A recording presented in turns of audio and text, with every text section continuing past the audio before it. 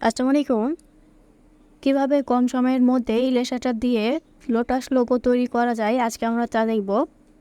প্রথমে আমি এখানে উইন্ডো থেকে আমার ইলাস্ট্রেটর 2020 ওপেন করে নিচ্ছি। দেন ক্রিয়েটে ক্লিক করে আমি একটা নতুন আর্টবোর্ড নেব। এখানে আমি কাস্টম সাইজ নিয়েছি। দেন এখানে টাইটেল দেব লোটাস লোগো। দেন ওয়াইড এবং হাইট 12 ইঞ্চি রেখেছি, বাকি সব ডিফল্টভাবে যা আছে আমি তাই রেখে ক্রিয়েটে ক্লিক করি।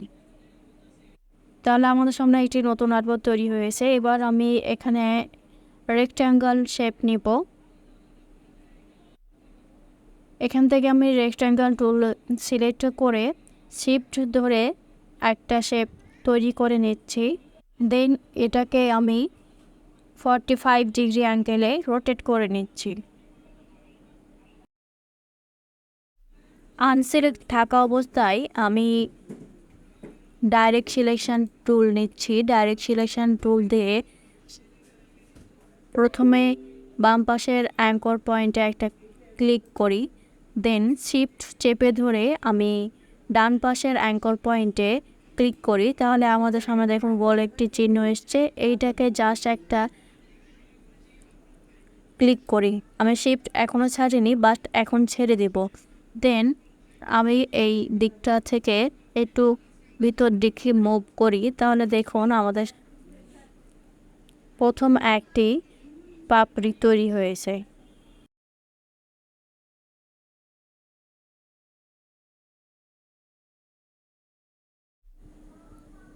লেয়ারটিকে সিলেক্ট করে আমি উইন্ডোতে যাব। উইন্ডো থেকে পাথফাইন্ডার, দেন হচ্ছে কি ইউনাইট। এটা ইউনাইট হয়ে যাওয়ার পর আমি সিলেক্ট থাকা অবস্থায় আবার রোটেট তুলে যাব। রোটেট তুলে গেলে দেখুন এখানে মিডিল একটা চাবি এসছে। এবার এটিকে নিচে নামাবো। নিচে নামাবার জন্যে আমি হচ্ছে কি নিচের অ্যাঙ্কর পয়েন্ট সিলেক্ট করে প্রথমে অল্টার দেন হচ্ছে কি মাউসের লেফট বাটন প্রেস করি। তাহলে আমাদের সামনে একটা পপ আপ বক্স দেখুন শো করছে। এখানে আমি অ্যাঙ্গেল 45 ডিগ্রি দেব। দেন প্রিভিউ ক্লিক করে কপি ক্লিক করি। তাহলে দেখুন এখানে কপি হয়েছে।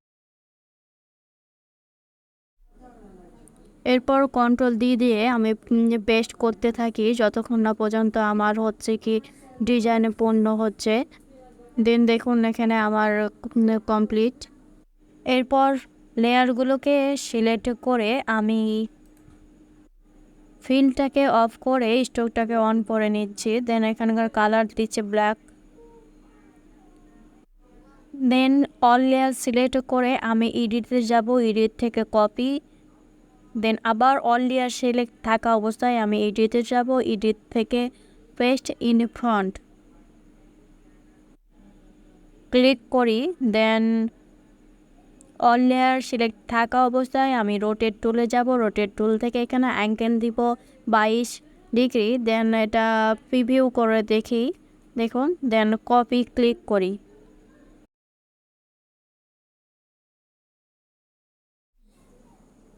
এবার আমার যতটুকু ডিজাইন প্রয়োজন ততটুকু রেখে আমি বাকিগুলো ডিলিট করে দিব।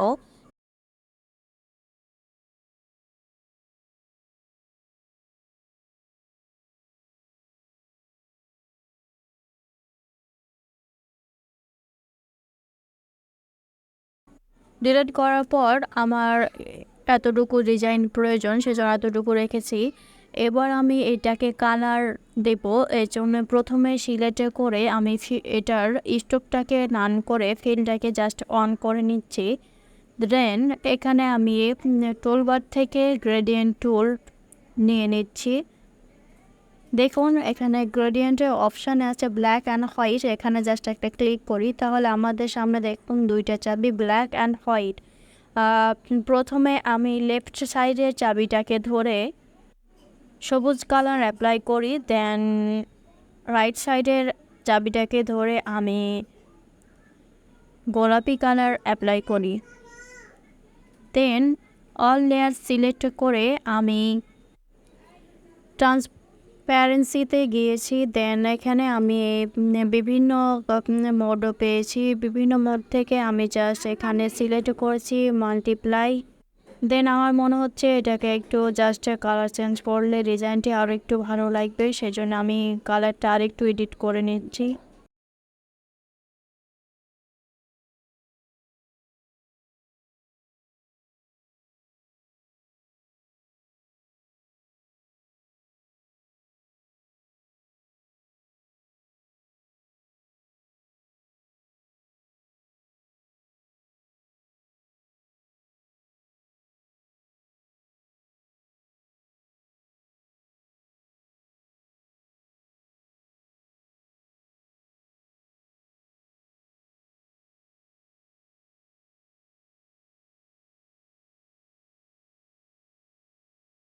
করে নেবেন। দেন আমি এখানে টাইপ টুল নিয়ে নিচ্ছি। দেন এখানে লিখব লোটাস লোগো। এখানে আমি ফন্ট হিসাবে ইউজ করছি গ্যাগালিন। দেন আমি লোটাস লেখাটি এক কালার দিচ্ছি অ্যান্ড লোগো লেখাটি আরেকটি কালার দিচ্ছি। আপনারা আপনাদের ইচ্ছা মতো ফন্ট এখানে ইউজ করতে পারেন, কোনো সমস্যা নাই।